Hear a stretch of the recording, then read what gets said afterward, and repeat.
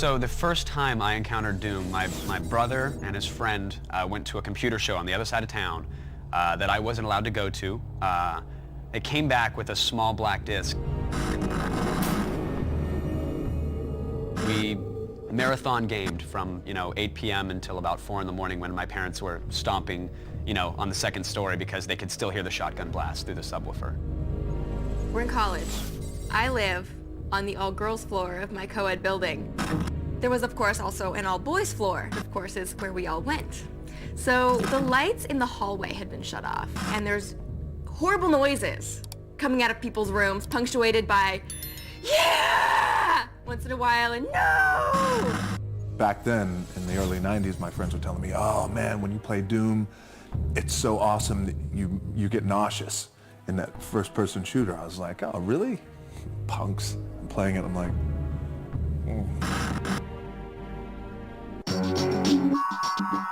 Doom was Doom. It was bloody, it was violent, it was you mowing through demons with a shotgun and a chainsaw, for goodness sake.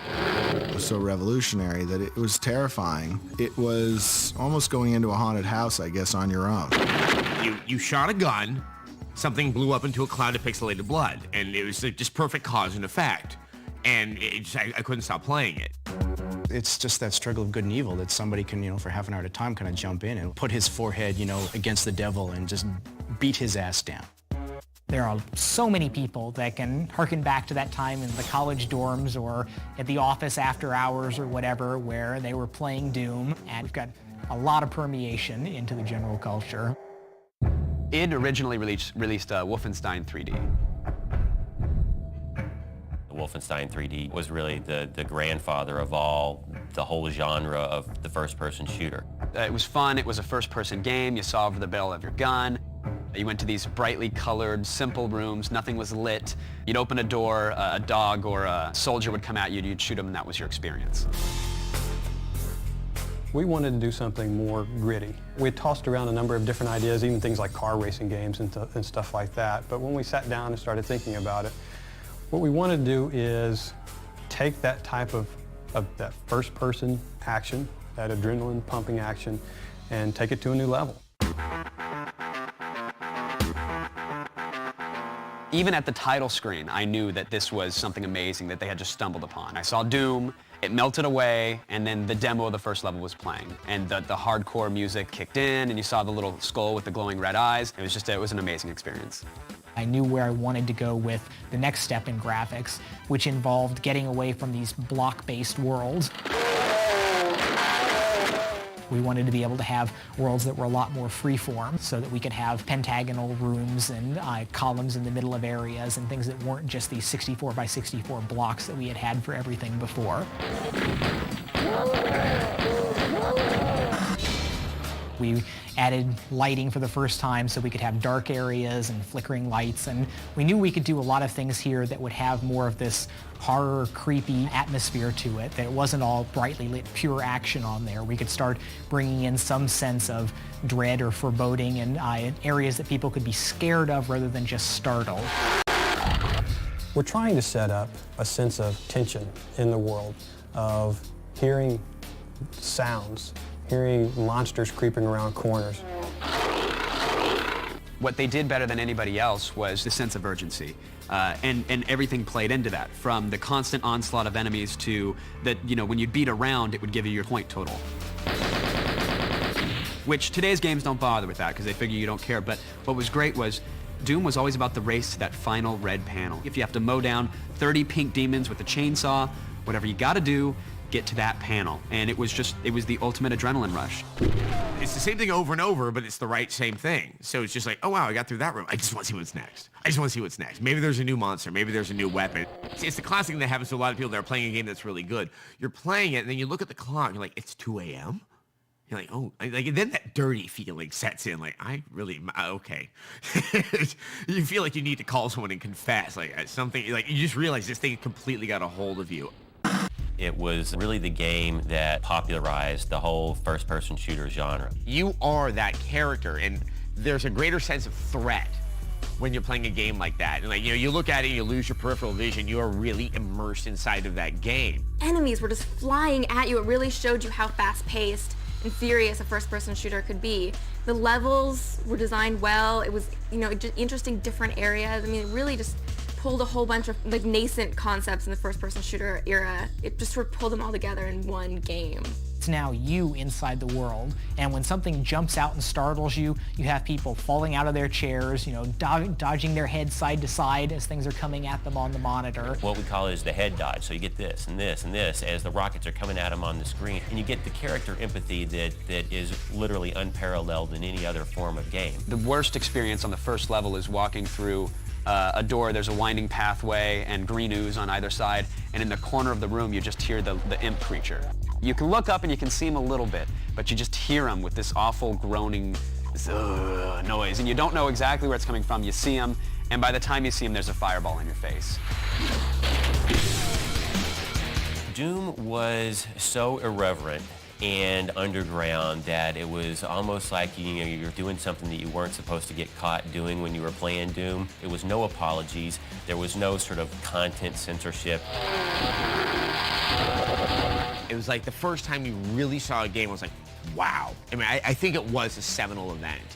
It felt adult. It really sort of made people wake up, and people who are bankers, people who are lawyers, were suddenly playing a video game. And that was such a massive shift, and it's really sort of changed the way that the game industry saw itself, and they saw this whole new market. It wasn't just colorful stuff for young kids. There was a key moment that I can remember during the development where the game was being worked on, someone was playing it, and I noticed that the janitor that comes in and picks up the trash had just been sitting there staring at the screen for a very long time watching it. And that was one of the points where we really knew that we had crossed the threshold where people that didn't classify themselves as gamers could look at this and be drawn into the world. The thing about Doom is that Doom hit at the right time. The internet was still, in a lot of ways, in its infancy. People weren't sure exactly how to distribute games and software and this, that, the other. And id really built a following for this. They said, we're going to release this game. It's going to be amazing. They put up servers for it. They said, everybody get ready, because Doom's coming. I think they popularized this concept of they knew that their games were the best out there, so they were going to give you a little sample, and then you would give them money and then get the rest. And they had an install base of millions on these sample levels. There was apparently a study Microsoft had done at one point that said there were more copies of Doom installed than Windows in the early days. And this was when we had our shareware versions that people could pretty much freely distribute. And while we sold maybe 2 million copies or something of the early commercial Doom versions on there, there were many tens of millions of copies of the shareware version that had been out there and played. I don't think that there was any doubt that Doom was going to be a huge success for the company, but I don't think that anybody really grasped the magnitude that it would have on the industry.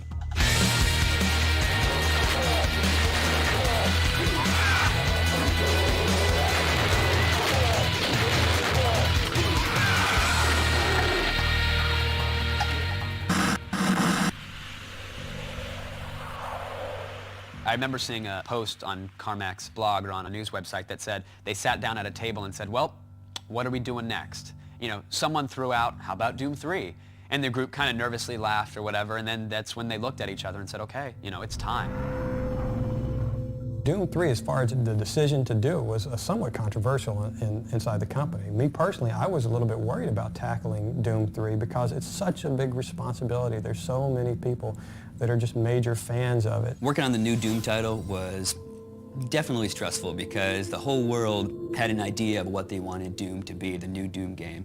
When we embarked on the project, we really knew that we were going to be changing what people were going to expect to see and experience in a video game. And there was an interesting interrelationship between technology and what we were doing from the visual side. It was the beginning of a new era of technology for video games.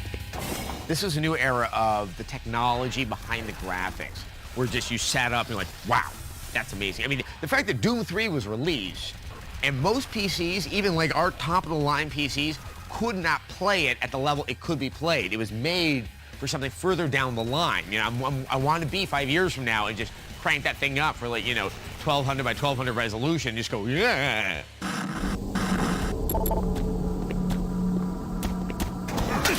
With with the same number of sort of data that had to be crunched through the computer, we were able to render much more lifelike, much more realistic, almost ultra or hyper-realistic environments and characters in the world.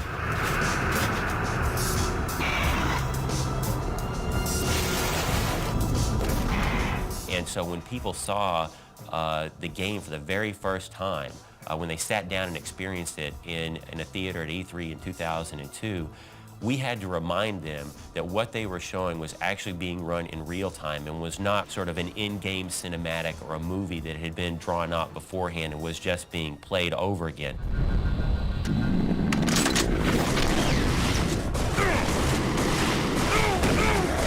Within the first 20 minutes, I was screaming like a little girl when things started to pop out of the shadows.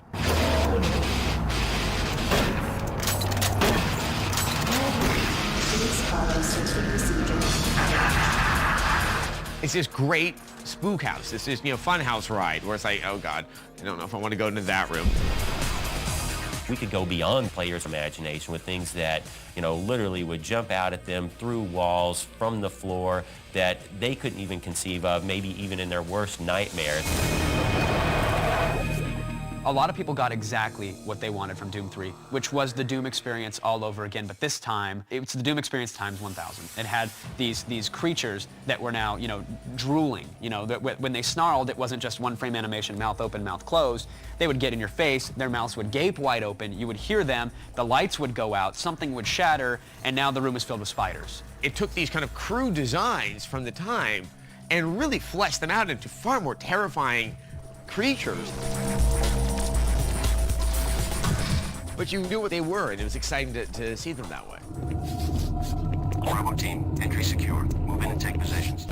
Doom 3 was like a huge gaming event. People were lining up in the stores. People were very excited for it. The graphics were everything they were said to be and more. It was slower paced. There weren't hordes of enemies like piling upon you. It was just kind of a different take on the same game. The early Doom games had a lot of memorable moments where you were just mowing down crowds of creatures, while in Doom 3, it's much more up close and personal, where a specific monster will terrify you.